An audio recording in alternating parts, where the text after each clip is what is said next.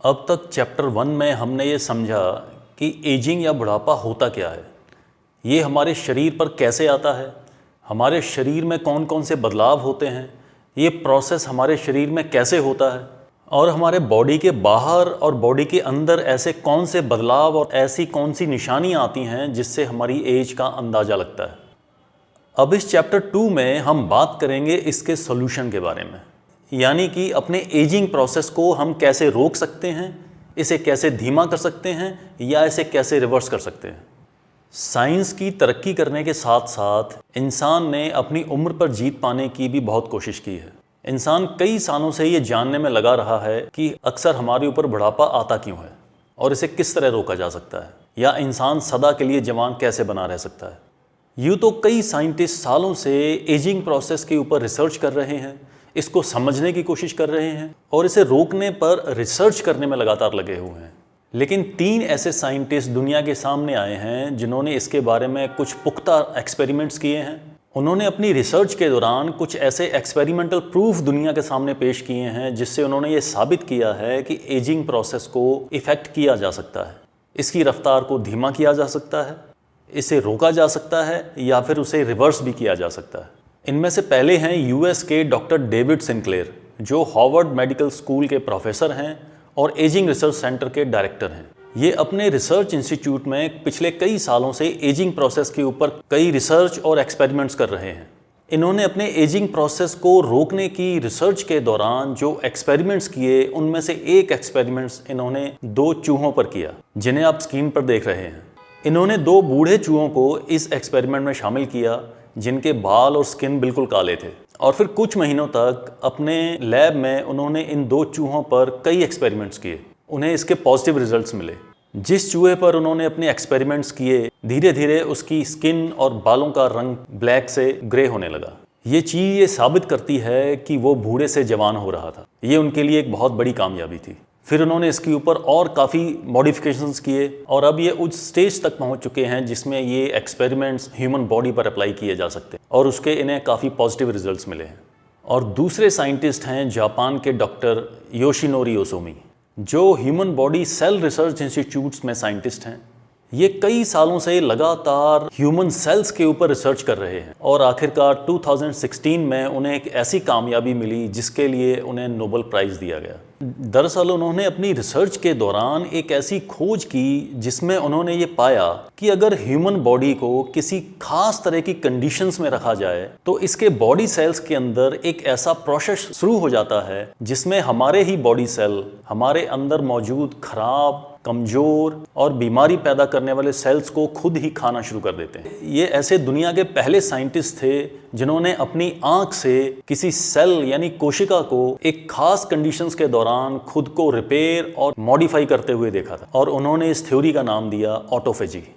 इन दोनों साइंटिस्ट ने अपनी थ्योरी से ये साबित किया कि उम्र बढ़ने की रफ्तार पूर्व निर्धारित नहीं होती, यानी कि जब भी कोई जीव जन्म लेता है तो इसके साथ ही ये चीज़ तय नहीं होती कि ये किस उम्र में कैसा नजर आएगा, या यूँ कहें कि किस उम्र में इसकी बॉडी शेप कैसी होगी।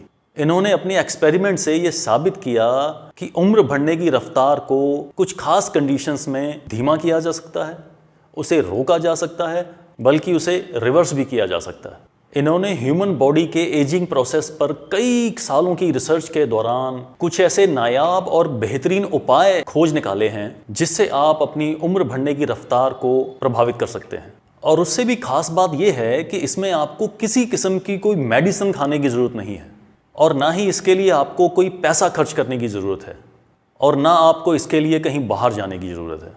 यानी कि आप अपने एजिंग प्रोसेस को बिना किसी मेडिसिन के, बिना कोई पैसा खर्च किए हुए अपने घर पर ही रहकर इफ़ेक्ट कर सकते हैं। इसके लिए बस आपको अपनी जीवन शैली में कुछ खास किस्म के बदलाव करने हैं, अपनी ज़िंदगी जीने का एक ऐसा डिसिप्लिन तैयार करना है जिससे आप अपनी उम्र की रफ्तार को कम कर सकते हैं, उसे धीमा कर सकते हैं और यहाँ तक उसे रिवर्स भी कर सकते हैं, और इसके साथ ही अपने शरीर में पैदा होने वाली कई बीमारियों को भी दूर कर सकते हैं। और इसमें से सबसे पहला तरीका जो उन्होंने बताया है वो है ऑटोफेजी। आइए सबसे पहले ये समझते हैं कि ऑटोफेजी है क्या और ये हमारे शरीर को कैसे जवान बनाए रख सकती है। दरअसल ऑटोफेजी एक ग्रीक वर्ड से बना है जहां ऑटो का मतलब है सेल्फ यानी खुद से, और फैजी का मतलब है खाना, यानी खुद को खाने का एक प्रोसेस। आइए इसको अब ठीक से समझते हैं। ये तो हम सब जान चुके हैं कि हमारा सारा शरीर स्मॉल बॉडी सेल से बना होता है, जिसे हम कोशिका कहते हैं। और हमारे एजिंग का मेन फैक्टर ये होता है कि हमारे शरीर में नए सेल्स बनने की रफ्तार कम हो जाती है, बूढ़े और कमज़ोर सेल्स की गिनती बढ़ जाती है और हमारे बॉडी सेल्स में ऑक्सीडेशन प्रोसेस होने लगता है। लेकिन इन वैज्ञानिकों ने एक खास कंडीशंस में ऐसा देखा, हमारे शरीर के तंदुरुस्त और जवान बॉडी सेल्स अपने आसपास मौजूद कमज़ोर, खराब और अनवांटेड सेल्स को खाना शुरू कर देते हैं और खुद को बचाए रखते हैं। इसका मतलब क्या हुआ?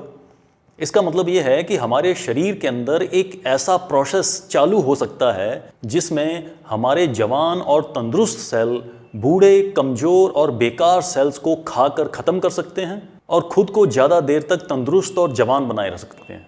इसका मतलब ये हुआ कि हमारे शरीर के अंदर अगर बुढ़ापा पैदा करने वाले बूढ़े सेल्स पैदा हो रहे हैं तो हमारे ही सेल उनको खाकर ख़त्म कर सकते हैं, या फिर हमारे शरीर में कोई ऐसे सेल्स पैदा हो रहे हैं जो हमारे शरीर में किसी किस्म की बीमारी को पैदा कर सकते हैं, तब भी हमारे वही सेल्स उन्हें खाकर ख़त्म कर सकते हैं।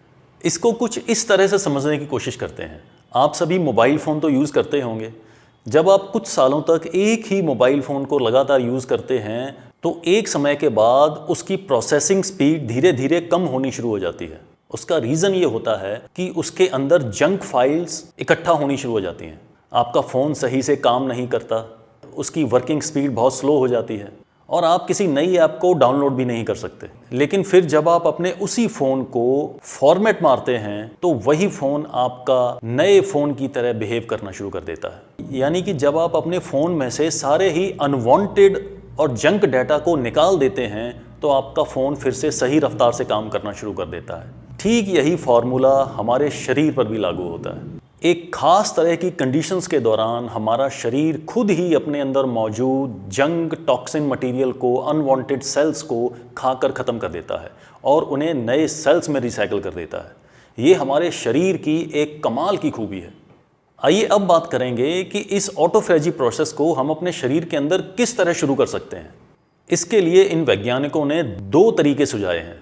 पहला है इंटरमिटेंट फास्टिंग, यानी रुक रुक कर उपवास करना, और इसका सबसे बेहतरीन तरीका है 16-8 का फॉर्मूला।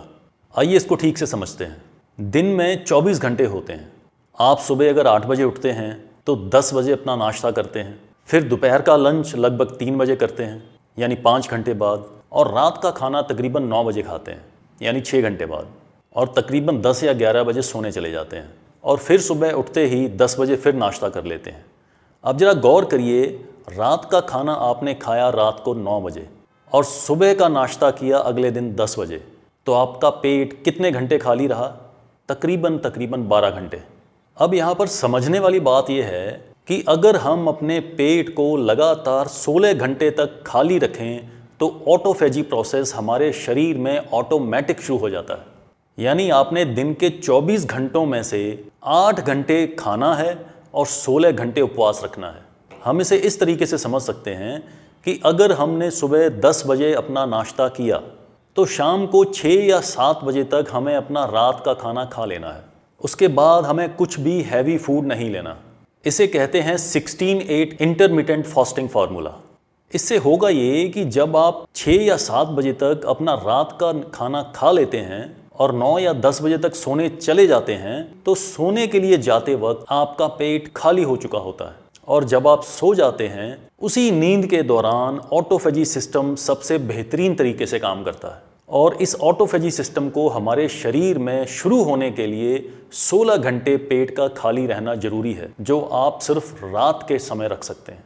अगर आप इस फॉर्मूले को अपनाते हैं तो यकीन मानिए आपका शरीर आपके अंदर पैदा होने वाले बूढ़े सेल्स को और बीमारी पैदा करने वाले सेल्स को खुद ही ख़त्म करना शुरू कर देगा, और आपके शरीर में यंग और तंदुरुस्त सेल की गिनती अपने आप बढ़नी शुरू हो जाएगी, जिससे आपका शरीर धीरे धीरे ज़्यादा तंदुरुस्त, जवान और यंग नज़र आने लगेगा।